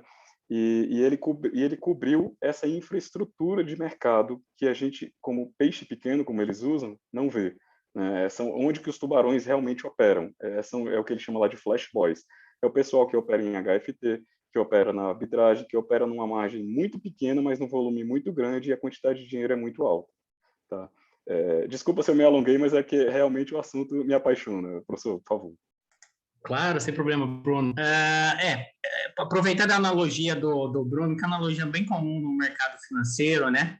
Nós queria dizer assim, nós estamos falando de robôs lá em cima mesmo, enquanto assim, a gente é apenas um plâncton, né, no mar, e o pessoal que usa isso aí são tubarões, baleias, coisas gigantes, absurdas, muito grandes, e assim, são pessoas com nível de conhecimento, uma cultura, assim, absurda, né? São pessoas que têm 4, 5 doutorados, é uma coisa assim, é até difícil compreender, mas se você tiver interesse, eu sempre digo, nesse nível, nesse rumo, há muito espaço, e quem se enveredar, quem for trabalhar e quem seguir esse caminho, né, eu quero mesmo e tal, eu acho que sempre vai existir mercado. Agora, para essas coisas que podem ser mais automatizadas, esses lançamentos, olha, eu aconselho realmente ficar muito atento, porque eu acho que vai desaparecer num curtíssimo espaço de tempo. Né? Aquela ideia da tarefa bem pequenininha, ela vai sumir. Perfeito? Wanderson, era essa a sua dúvida? Ficou claro? Te ajudou? Sim, sim, ficou bem claro, eu agradeço muito. Eu estava até pensando um pouco em gestão de patrimonial, mas eu acredito que cabe perfeitamente. Muito obrigado. Que isso, obrigado. Meus queridos, mais alguma pergunta? Eu vi aqui que o pessoal da equipe aqui que está nos ajudando colocou que a gente tem até 18h30, então vocês têm aí mais alguns minutinhos, se alguém quiser tirar alguma curiosidade. Eu sempre recordo assim, ó, aproveitem. Eu, quando estava na graduação, não tive essas oportunidades, então assim, aproveita agora se quiser tirar uma curiosidade, alguma dúvida, se a gente puder auxiliar, eu acho que é um bom momento, até porque eu sempre comento que com essa pandemia, né, esses tipos de situações que ocorriam bastante, aquelas palestras e tal, hoje estão, às vezes, com um volume muito grande de AD, então fica um pouco mais cansativo, então assim, aproveitem, vamos lá, a gente já está aqui, já estamos com bastante tempo, então vamos lá, vamos aproveitar ao máximo mesmo.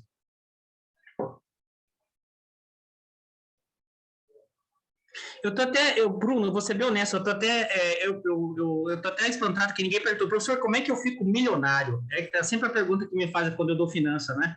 Como é que eu fico milionário? Bem, essa eu vou deixar para vocês, porque essa é a pergunta que vale 1 milhão.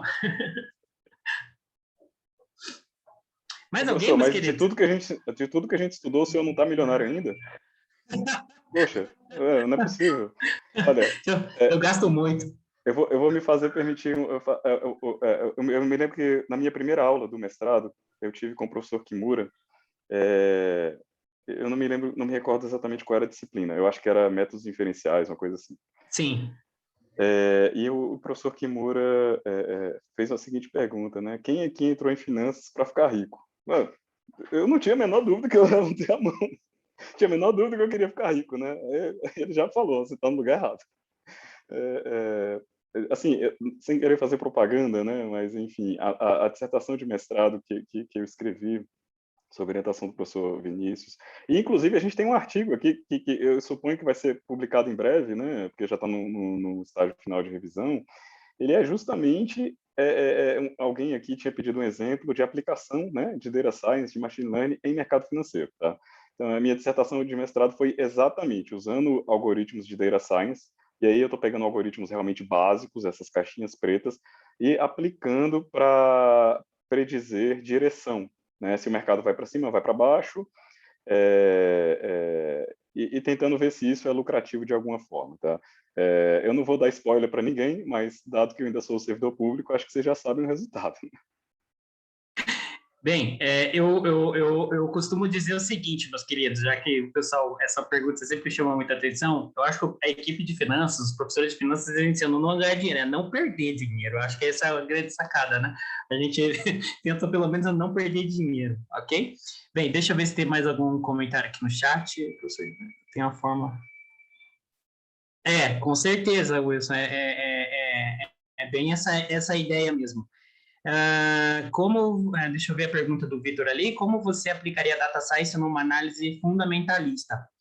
Olha, muito boa pergunta, tá? Muito boa pergunta, Vitor. Eu gosto de pensar assim, ó, se você conseguir transformar os seus dados, ou a sua coleta de dados, da sua análise fundamentalista em dados e isso tem um grande volume, você consegue aplicar qualquer dessas ferramentas que a gente comentou aqui ao longo da apresentação.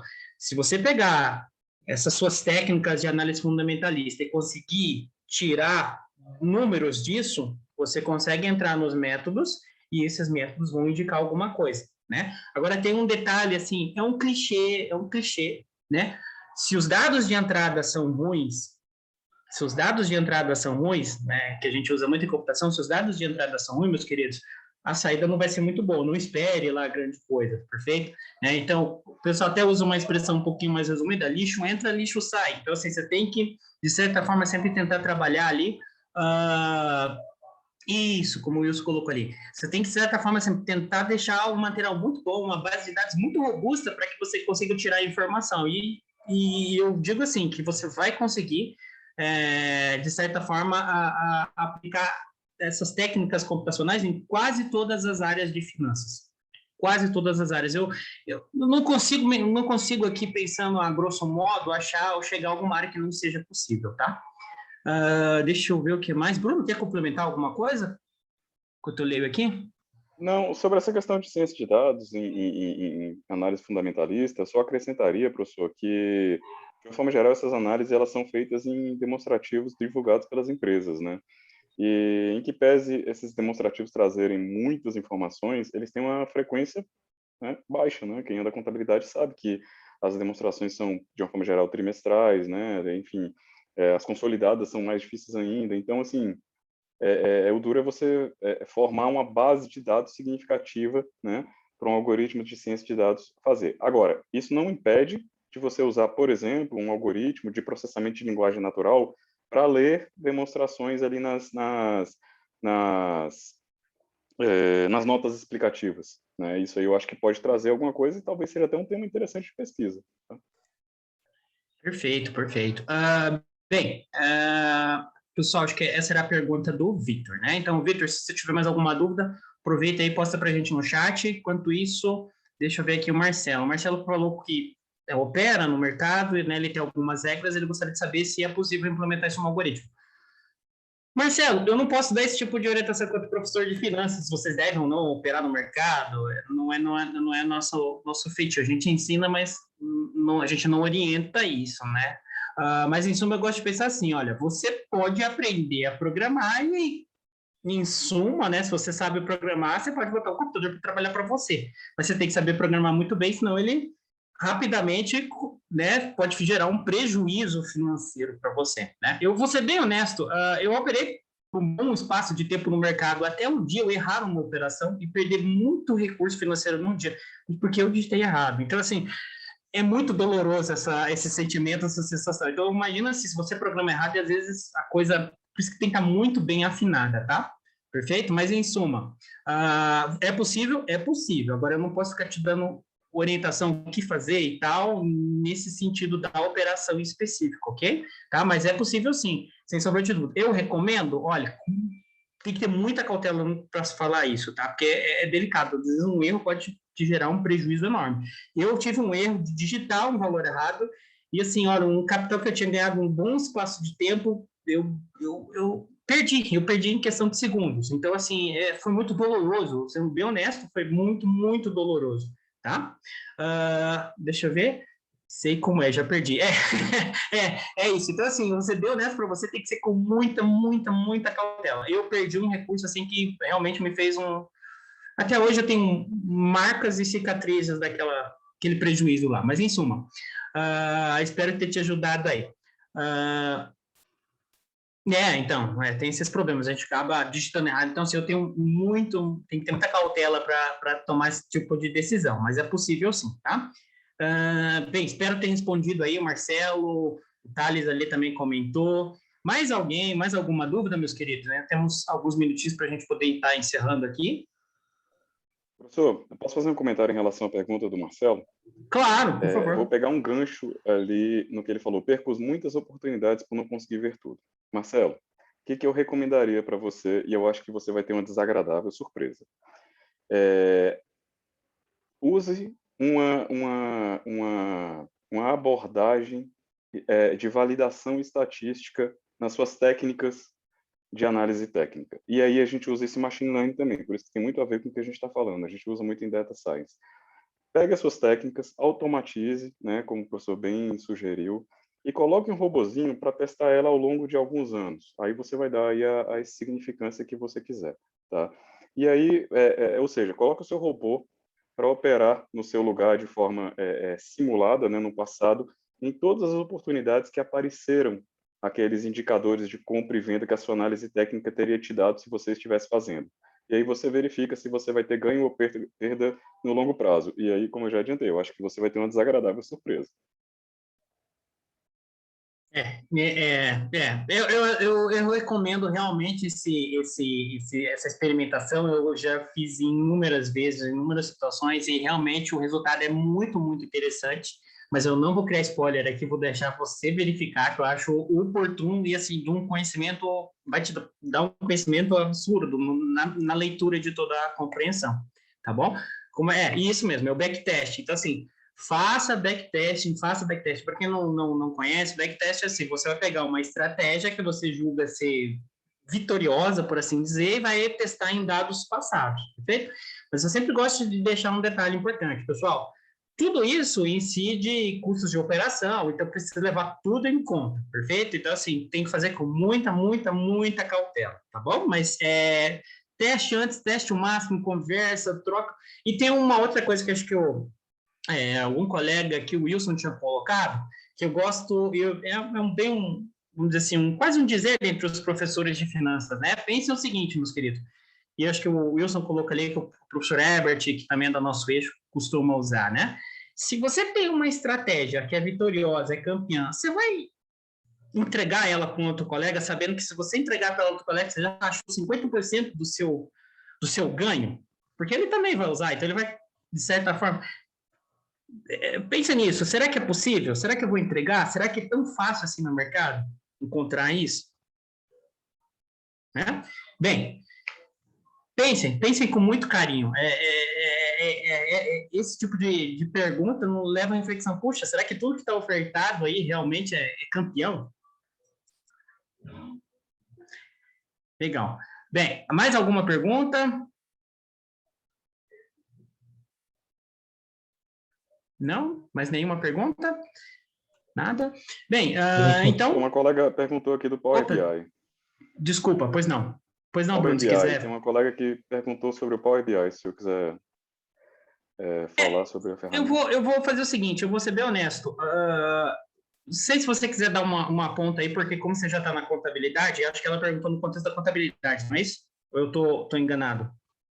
O Power BI é uma ferramenta da Microsoft, assim, respondendo de pronto sua pergunta, tá, Franciele? Power BI é usado, sim, em ciência de dados, naquele sentido lá atrás, quando nós começamos a conversar de extrair informações de dados muito grandes, né? Ele não é usado no contexto aí acadêmico, que se chama de Data Science, que é um contexto de predição, né? Quando a gente fala em Data Science, propriamente dito, assim, de fato, né, Machine Learning, inteligência artificial, a gente está falando de uma capacidade preditiva. O que é isso? A máquina aprende com um determinado conjunto de testes de dados que você vai prover a ela e ela toma decisões sozinha. Ou seja, ela prediz, né, com base no que ela aprendeu. É daí que vem Machine Learning, né? Ela é sensibilizada pelos dados de treino e ela toma decisões naqueles dados futuros que ela ainda não conhece, né? É isso que é o cerne ali do Machine Learning, né? Ciência de dados, usando Power BI, ele é muito mais no sentido de você organizar um banco de dados em painéis, aí você faz agregação de informações por determinadas colunas, é muito mais uma ferramenta visual do que uma ferramenta preditiva de ciências de dados, tá? Então, assim, no sentido de tirar informações de um conjunto de dados muito grandes, sim, é usado. Mas é um uso muito diferente mesmo, é completamente oposto a um R e um Python, que eles, de fato, produzem aquela informação. E aí, você usar a Power BI, e, de novo, é uma ferramenta proprietária, né, na verdade, é da Microsoft, ela te coloca na frente de muita gente, tá, para a CL, né? Não são muitas pessoas no mercado que conseguem produzir painéis significativos com informação gerencial no Power BI. São poucas pessoas. Agora, se você conseguir juntar Power BI com essas ferramentas de machine learning de fato, aí você realmente vira uma profissional muito diferenciada. Excelente, excelente, Bruno. Franciele, conseguimos te atender? Agora que eu localizei aqui, eu peço desculpa, deve ter passado desapercebido. Conseguimos te atender? Era essa aí? Conseguimos te responder? Não sei se... Cadê a Franciele aqui? Franciele Alves. Essa é a minha ideia, juntar com o Python. Claro, Franciele, é assim, ó, quanto você mais junta, quanto mais skill você tem, mais você se distancia da média, mais você se distancia do grupo. Pense assim, olha, eu vou ser bem honesto para vocês. Pensem, tentem refletir hoje à noite, ou depois disso aqui, na hora que, né? Tentem refletir. Como é que estará tudo daqui a 40 anos, meus queridos? Né? Como é que estará? Como é que a gente vai gerir isso? Tudo, pô, já é muito longe. Então, 10 anos, 5 anos. O que eu vou ter que ter no mercado para fazer frente? Perfeito? Legal, bacana, Franciele, que a gente conseguiu te auxiliar. Bem, mais alguma pergunta? Posso, meus queridos, então, fazer um encerramento aqui, o pessoal da organização? Obrigado, Jabs. Lucas e Marcelo. Podemos? Bem, então, de antemão, meus queridos, eu agradeço muito o tempo dos senhores. Eu gostaria muito que vocês tentassem aproveitar aí, pelo menos pensassem um pouquinho, tentassem refletir sobre o que foi colocado, foi alertado aqui, né? Foi tentado, assim, deixar, olha, a bola está quicando, aproveita, pode ser a oportunidade que está passando, vai ser talvez aquela skill que você vai ter que vai passar milhões de administradores lá na frente. Então, assim, corram atrás. É claro que não é fácil, de jeito nenhum é fácil, não é fácil, não vai ser fácil. Eu me lembro que quando eu estava na pós-graduação, né, a gente conhecia a dificuldade da matéria pelo número de candidatos inscritos, né? Então, assim, você pegava lá as matérias que você fazia na pós-graduação e eu achava impressionante, porque, assim, por exemplo, tive matérias que eu cursei que tinham 3 candidatos, 3 inscritos. Aí você imagina a complexidade. E hoje eu percebo que foi aquela matéria que me deu uma visão, assim, absurda, porque era muito difícil, mas, assim, na hora que você superava aquilo, você entendia, você tem uma visão sensacional, te colocava na frente de um monte de gente que estava naquelas matérias enormes, que tinha lista de espera, lista de não sei o quê. Então, assim, corram atrás, porque às vezes aquela dificuldade que faz agora vai fazer uma senhora diferença lá na frente. E, por último, eu sempre gosto de destacar assim, nós tendemos a pensar de maneira linear. Todos, a gente pensa de maneira linear, só que a vida ocorre de maneira exponencial. É muito mais rápido. Olha o que o seu celular faz hoje e o que ele provavelmente fará. Então, assim, tome muito cuidado com isso, porque a gente tende a pensar de maneira linear e a vida ocorre de maneira exponencial. Então, assim, cuidado, se organizem para não ser atropelado pela multidão, perfeito? Eu agradeço a todos, tá? Agradeço em especial ao Bruno, ao pessoal da organização, foi um prazer. Agradeço também aos alunos que venham assistir isso aí futuramente, eu acho que vai estar disponibilizado para a gente lá no YouTube e assim por diante. E deixo aqui, então, mais uma vez, né, registrado aqui, que vocês aproveitem ao máximo as atividades aí da semana e tentem procurar o diferencial e, se precisar de alguma coisa, por favor, entre em contato, que será um prazer auxiliar. Perfeito? Bruno, muito obrigado, Vinícius. Perdão, obrigado, Marcelo, Bruno. Desculpa, mais algum comentário? Como é que a gente procede? Pode, se o Bruno quiser falar alguma coisa aí no finalzinho. Aí depois eu faço encerramento. Não, professor, muito obrigado. Só agradecer a oportunidade e ficar à disposição aí para futuras conversas. Obrigado, pessoal. Boa noite. Então é isso. Vamos ao encerramento agora. Assim, finalizamos a mesa redonda, Por que estudar Data Science? E agradecemos aos participantes da mesa redonda pela participação na 9ª Semana Acadêmica de Administração. Informamos que as declarações serão enviadas por e-mail. Também estarão disponíveis nos seus ingressos no Simpla em até 24 horas para aqueles que permaneceram 75% do tempo da mesa redonda. Também lembramos que mais tarde teremos mais atividades na Semana Acadêmica de Administração. Participe da nossa campanha de solidariedade. Nessa edição, a instituição beneficiada será a Ampare. Estamos aceitando doações de cestas básicas, alimentos não perecíveis e fraldas geriátricas MG. Ficaremos muito gratos se puderem nos auxiliar nessa campanha. Agradecemos aos nossos patrocinadores Barlavento, Fazenda e Mercado Malunga. Muito obrigado, pessoal. Boa noite. Tchau, tchau.